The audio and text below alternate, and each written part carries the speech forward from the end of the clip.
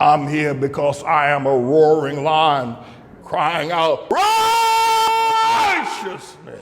Bob Jackson sent me a note the other day regarding the results of the election, and the headlines he stated, did New York go red because of the teaching of Dr. James David Manning regarding crime and inflation in New York? He raised the question, and he's absolutely right in raising the question, and the answer is yes, Bob. Did you know New York, and I read his articles, New York is, and the Republicans are going to take the gavel, they're going to become the majority party, and they're going to become the majority party for one reason, because of New York. New York, the Republicans flipped 4 Democratic districts or seats in New York, and they flipped a very powerful seat with Sean Patrick Maloney, who was the Democratic chair on the entire Democratic Party. Sean Patrick Maloney got beat Tuesday night.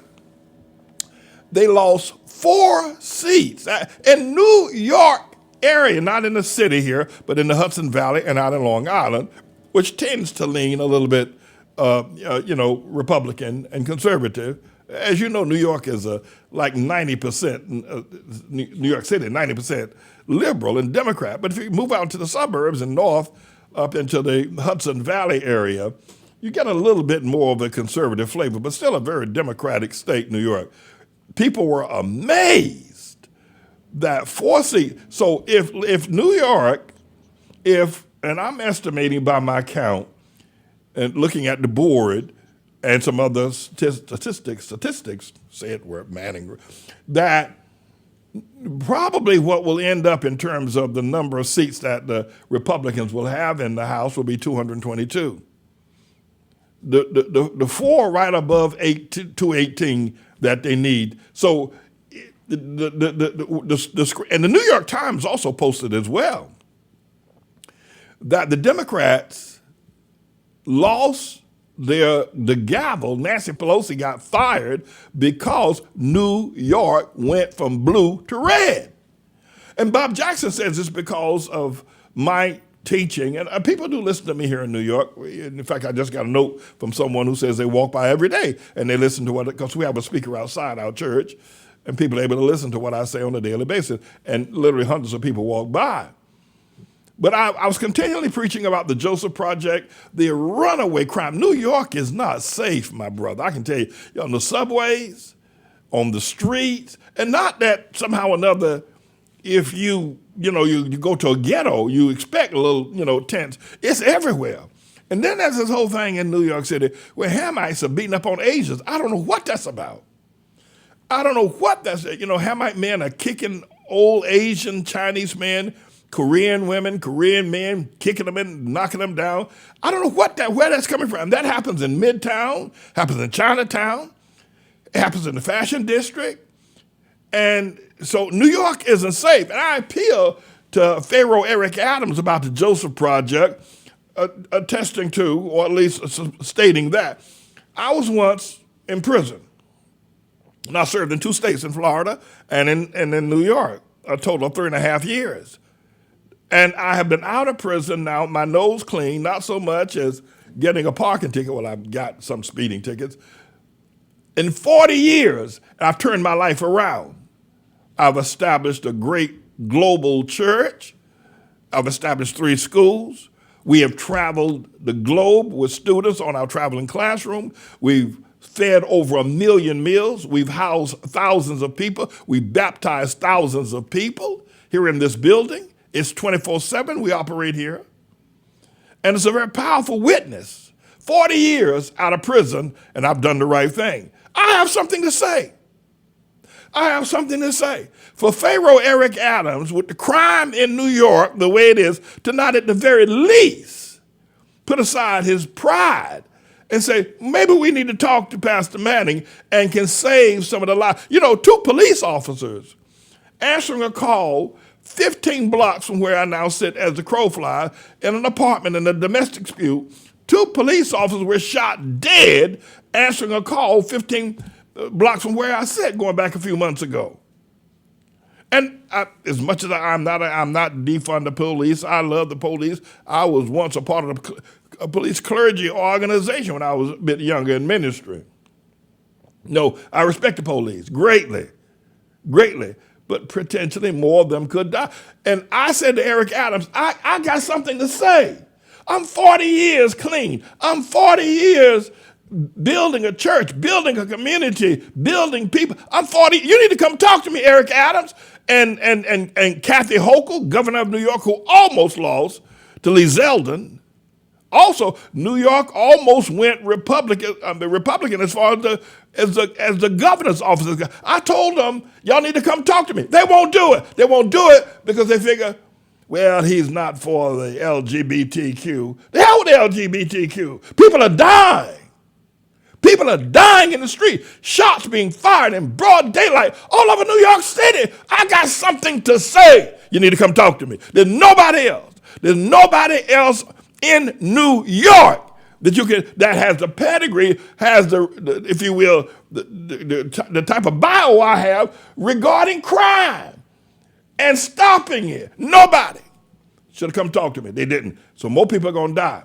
And every time someone dies from now on, I'm going to point up that death could have been, Bob Jackson, that death could have been prevented. But what I think is probably what these politicians usually don't care if poor people get killed, somebody shoot them in the head, young people, boys shooting one another, they don't care. What they do care about is that they lost the House. They lost that congressional power. They lost that money. They care about that more than they care about anybody dying. I don't even know if they care about, I don't know if these politicians even care about police dying. Now, I'm not saying that they don't, but I don't know that they do. Nothing that they've done has shown me that they actually care that police are getting killed as well. It don't look like it to me. But what they do care about is that they lost 4 Democrat seats went red Tuesday night because of crime and inflation. And Pharaoh Eric Adams talking about, well, it's just a perception. It's not really as bad as it says there. They keep reporting about it every day, so it makes it seem bad. And besides, they got crime going on everywhere else. That's not like, you know, what the heck is that man is saying? What is that? What? You know, obviously he need to grow some hair on his head because something is seeking into his brain. Not that he ever had one. You say, well, Pastor, man, that's why I don't want to come talk to you, because the way you talk to him. Well, you don't have to. I'll start a recall petition. I tell you what, you let another police officer go down here in New York, and these 2 right here will not come and talk to a man who's been in prison. I've been in Comstock. I've been to Sing Sing. I've been to Dannemora. I've been to Auburn. I've been in all 4 of those prisons. I've been all the way up to Clinton and Dannemora, Sing Sing, Comstock.